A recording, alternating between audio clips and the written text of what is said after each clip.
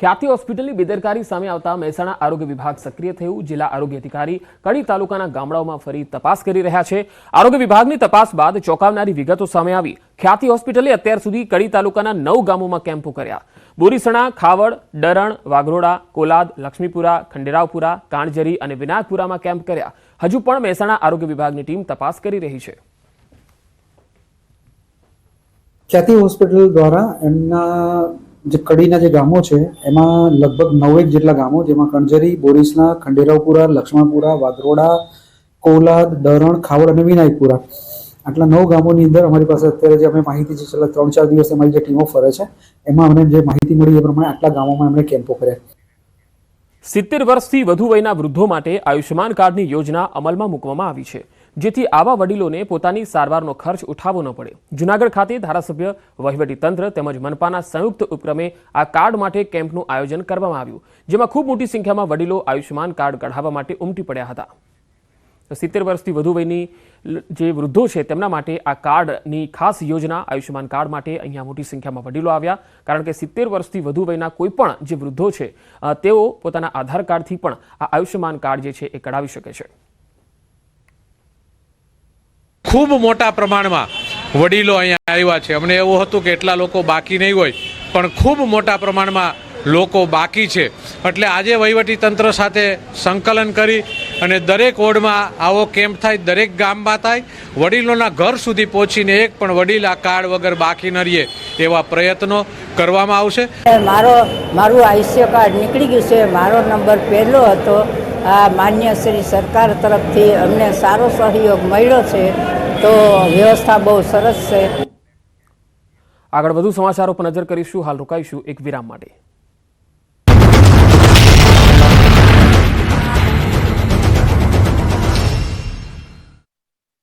ગુજરાતીઓ હવે sweater, jacket સહિતના ગરમ કપડાં કાઢી રાખજો। હવે કોલ્ડ વેવ અને હાડ થીજવી નાખતી ઠંડી માટે તૈયાર થઈ જજો।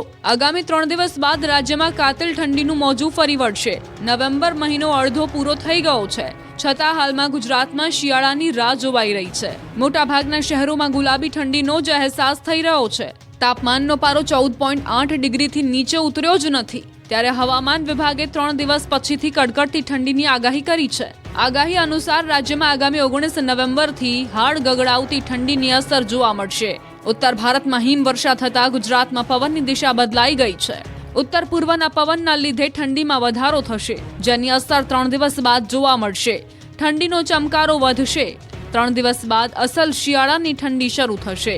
જો કે ડિસેમ્બરમાં હાડ થીજવતી ઠંડી પડશે। ઉત્તર ભારતમાં હિમવર્ષાના પગલે હવે ઠંડી ભૂક્કા બોલાવશે, એટલે સ્વેટર કાઢી રાખજો। તો અંબાલાલ પટેલે આગાહી કરી છે કે 23, 24, 25 નવેમ્બરે મજબૂત પશ્ચિમી વિક્ષેપ આવવાની શક્યતા છે। પશ્ચિમી વિક્ષેપના કારણે ન્યૂનતમ મહત્તમ તાપમાન ઘટવાની શક્યતા છે। હાલમાં સાંજે, રાત્રે અને સવારે ઠંડીનો અહેસાસ થઈ રહ્યો છે। જો કે દિવસે સૂરજ માથે ચડતા ગરમીનો અહેસાસ થઈ રહ્યો છે। સૌથી ઓછું તાપમાન ગાંધીનગરમાં 14.8 ડિગ્રી નોંધાયું। आने वाले दिन में 2 से 3 डिग्री सेंटीग्रेड डाउन होने का पूर्वानुमान दिया गया है। કોડીનાર યાર્ડમાં ખેડૂતોએ ખરીદીને લઈને ટકટક કરી હતી। ગીર સોમનાથના કોડીનાર માર્કેટ યાર્ડમાં ખેડૂતોએ હોબાળો કર્યો। મગફળીની ખરીદીમાં ટેકાના ભાવે ખરીદી કરવાની માંગ સાથે હોબાળો કર્યો। ખેડૂતોએ જીદ કરી મગફળીની હરાજી બંધ કરાવી। આ મુદ્દે યાર્ડ સત્તાધીશોએ જણાવ્યું હતું કે હાલ 1000 થી 1215 રૂપિયા સુધી મગફળીના ભાવ યાર્ડમાં મળે છે। ખેડૂતો દ્વારા સરકારના ટેકાના ભાવ મુજબ રૂપિયા 1356 અનુસાર હરાજી કરવા માંગ કરાઈ છે। ખેડૂતોએ રોષની સાથે હરાજી બંધ કરાવી વિરોધ કર્યો હતો। ખેડૂતોએ યાર્ડના ગેટ ઉપર પહોંચી રસ્તો બંધ કરી વિરોધ નોંધાવ્યો હતો। ખેડૂતોએ યાર્ડને માથે લેતા વેપારને અસર પહોંચી હતી। કલાકો સુધી વેપારીઓ અને અન્ય ખેડૂતો હેરાન થયા હતા। નોટબંધી સમયે આપણે આવી લાઈનો બેંકોની બહાર જોઈ હતી અને હવે આવી લાઈન ખેડૂતોએ ખાતર માટે લગાવી છે। અમરેલીમાં ડીએપી ખાતર લેવા માટે વહેલી સવારથી જ ખેડૂતો લાંબી લાઈનમાં લાગી જાય છે। વહેલી સવારે 5 વાગ્યાથી જ ખેડૂતો લાઈનમાં लाग्યા બાદ પણ પૂરતા પ્રમાણમાં ખાતર તેઓને મળતું નથી અને વાવેતર કરવામાં તેઓને ભારે મુશ્કેલી વેઠવવી પડે છે। બગસરામાં 25 દિવસે ખાતરની 360 થેલી આવે છે। ખેડૂતોનું શિયાળુ પાકના વાવેતર માટે ખાતરની હાલ તાતી જરૂરિયાત હોવાથી ધરતીપુત્રો ખાતર મેળવવા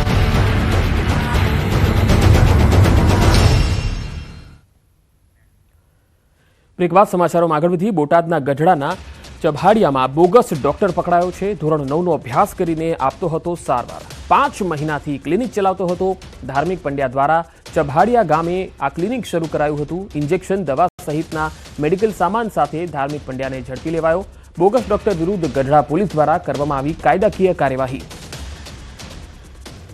વધુ માહિતી સાથે સંવાદદાતા વિજયસિંહ જોડાયા છે ફોનલાઈન પર. વિજય, આ કેટલા સમયથી તે સારવાર આપતો હતો અને કયા પ્રકારની સારવાર આપતો હતો? જી પંકજજી, ચોક્કસથી વાત કરું તો છેલ્લા 5 મહિનાથી આધુનિક યુગમાં માત્ર ધોરણ 9નો અભ્યાસ કરી લોકોના સ્વાસ્થ્ય સાથે ચેડા કરતી ઘટના જે છે ત્યાં સામે આવી છે. જેમાં ગઢડા તાલુકાના ચભાડિયા ગામના ધાર્મિક પંડ્યા નામનો માત્ર ધોરણ 9નો અભ્યાસ કરી રહેલો ડોક્ટર કે જે ઇન્જેક્શન, દવાઓ સહિતના મેડિકલ સરસાધન અને સામાન સાથે ગઢડા પોલીસે જેને ઝડપી પાડ્યો છે, લોકોના સ્વાસ્થ્ય સાથે ચેડા કરી તે સારવાર કરી રહ્યો હતો. ત્યારે આ પ્રકારના બોગસ ડોક્ટરો ઝડપવાનો કિસ્સો હાલમાં ખૂબ જ વધી રહ્યો છે. આધુનિક યુગમાં પણ લોકો સાથે આ પ્રકારે એક નવીન છેતરપિંડી કરવાનો કિસ્સો જે છે તે ગઢડામાંથી સામે આવ્યો છે. જેમાં બોગસ ડોક્ટરની હાલ તો ગઢડા પોલીસે ધરપકડ કરી છે અને વધુ કાર્યવાહી હાથ ધરી છે. જી વિજયસિંહ, આભાર માહિતી આપવા માટે. સુરત શહેરમાં વધુ એક હત્યાની ઘટના સામે આવી. ચોક બજાર વિસ્તારમાં હત્યાનો બનાવ. ચોક બજાર વિસ્તારમાં આવેલ પારસ સોસાયટીમાં હત્યા કરીને હત્યારાઓ ફરાર થઈ ગયા. ઘરની બહાર કોઈ અજાણી વ્યક્તિઓ દ્વારા ચપ્પુના ઘા મારી ફરાર થઈ ગયા. આ ઘટનાની જાણ થતાં 108 અને પોલીસ ઘટના સ્થળે પહોંચી હત્યા કયા કારણોસર અને શું બાબતે કરવામાં આવી છે એ જાણી શકાયું નથી. ચોક બજાર પોલીસનો કાફલો સ્થળ પર પહોંચી ગયો છે. આગળની તપાસ ચાલી રહી છે. વધુ માહિતી સાથે સંવાદદાતા કીર્તેશ પટેલ સુરતથી જોડાયા છે. કીર્તેશ, સુરત ફરી એકવાર રક્ત રંજિત બન્યું છે. આ બનાવમાં હાલ શું તફતીશ ચાલી રહી છે? બિલકુલ, સુરતનો કતારગામ વિસ્તાર કહેવાય. ચોક બજાર પોલીસ સ્ટેશન વિસ્તારનો આ વિસ્તાર છે. પારસ સોસાયટીમાં આજે વધુ એક હત્યાની ઘટના સામે આવી છે, જેને લઈને સમગ્ર વિસ્તારમાં ચકચાર મચી જવા પામી છે. ખાસ કરીને કહી શકાય રત્ન કલાકારોનો વિસ્તાર છે. ભરચક વિસ્તાર વચ્ચે અજાયના કેટલાક યુવાનો પહોંચ્યા હતા અને એક યુવકને ચપ્પુના ઘા માર્યા હતા, જેને લઈને યુવક ઘટનાસ્થળે ઢળી પડ્યો હતો. સ્થાનિક લોકો 108 ને જાણકારી આપતા 108 તાત્કાલિક ઘટનાસ્થળે દોડી આવી હતી. પોલીસ દોડી આવી હતી. જોકે 108 સારવાર આપે પહેલા જ આ યુવકનું મોત થઈ ગયું હતું, જેને લઈને સમગ્ર વિસ્તારમાં હાલ અરેરાટી ભર્યો માહોલ ફેલાયો છે. આ યુવકની હત્યા કોણે કયા કારણસર કરી છે તેને લઈને ચર્ચાનો દોર શરૂ થયો છે. તો બીજી બાજુ પોલીસે હત્યાનો ગુનો દાખલ કરી તપાસ શરૂ કરી છે. જી કીર્તેશ, આભાર માહિતી આપવા માટે.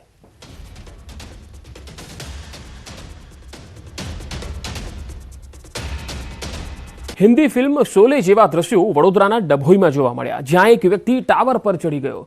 જો કે આ યુવકની હરકત પાછળનું કારણ અલગ હતું. મોબાઈલના હપ્તા બાઉન્સ થતા યુવકે તાઇફો કર્યો અને જારોલા વાડી પાસે આવેલા મોબાઈલ ટાવર પર ચડી ગયો.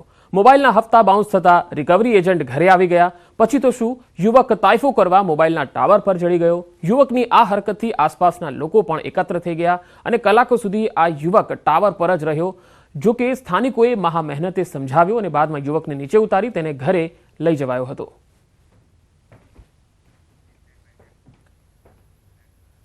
સુરેન્દ્રનગરના ચુડા તાલુકાના કરમડા ગામે શ્રીજી વિદ્યાધામ સ્વામિનારાયણ ગુરુકુળ ખાતે પંચાબ્દી મહોત્સવનું આયોજન કરાયું, જેમાં મુખ્યમંત્રી ભૂપેન્દ્ર પટેલ ઉપસ્થિત રહ્યા.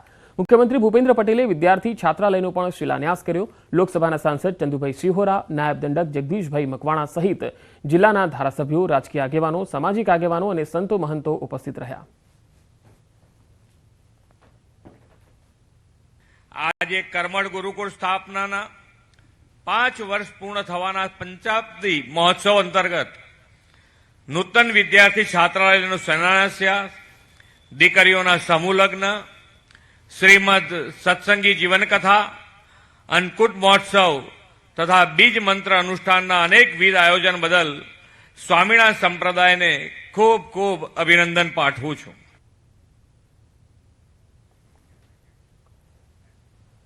નવા વર્ષ નિમિત્તે સ્નેહ મિલન સમારોહ યોજાયો. ગાંધીનગરના રાંધેજા ખાતે ભાજપનો સ્નેહ મિલન સમારોહ યોજાયો હતો. ગાંધીનગર ઉત્તરના ધારાસભ્ય રીટા પટેલ દ્વારા આયોજિત આ સમારોહમાં રાજ્યસભાના સાંસદ મયંક નાયક ઉપસ્થિત રહ્યા. ગાંધીનગર શહેર ભાજપના નેતાઓ પણ હાજર રહ્યા. ભાજપ પ્રતિવર્ષ દિવાળી બાદ નવા વર્ષની શરૂઆતમાં સ્નેહ મિલન સમારોહ યોજે છે.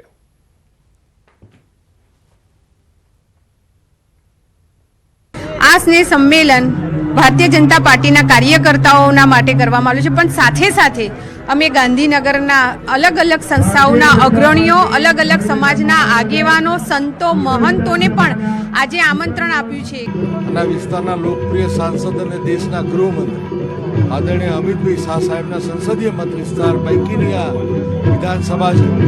આ વિધાનસભાના પ્રભારી તરીકે મને અહીંયા આજે ઉપસ્થિત રહેવાનો અવસર પ્રાપ્ત થયો છે. તો ગાંધીનગરના રાંધેજા ખાતે આ સ્નેહ મિલનનું આયોજન હતું, જેમાં મોટી સંખ્યામાં કાર્યકર્તાઓ અને સ્થાનિક આગેવાનો પણ ઉપસ્થિત રહ્યા. ગાંધીનગરમાં વિમેન્સ ક્રિકેટ કપ 2024નું આયોજન થયું. અલગ અલગ 8 ટીમો ગાંધીનગર ખાતે ક્રિકેટ રમશે. મહિલાઓ માટે પહેલીવાર આ પ્રકારે ક્રિકેટ ટુર્નામેન્ટનું આયોજન થયું છે. ગાંધીનગર, વડોદરા, અમદાવાદની ટીમો અઠવાડિયા સુધી આ ટુર્નામેન્ટમાં રમશે. આખી ટુર્નામેન્ટનું આયોજન ગર્લ્સ ખેલાડીઓના માતા પિતા કરે છે.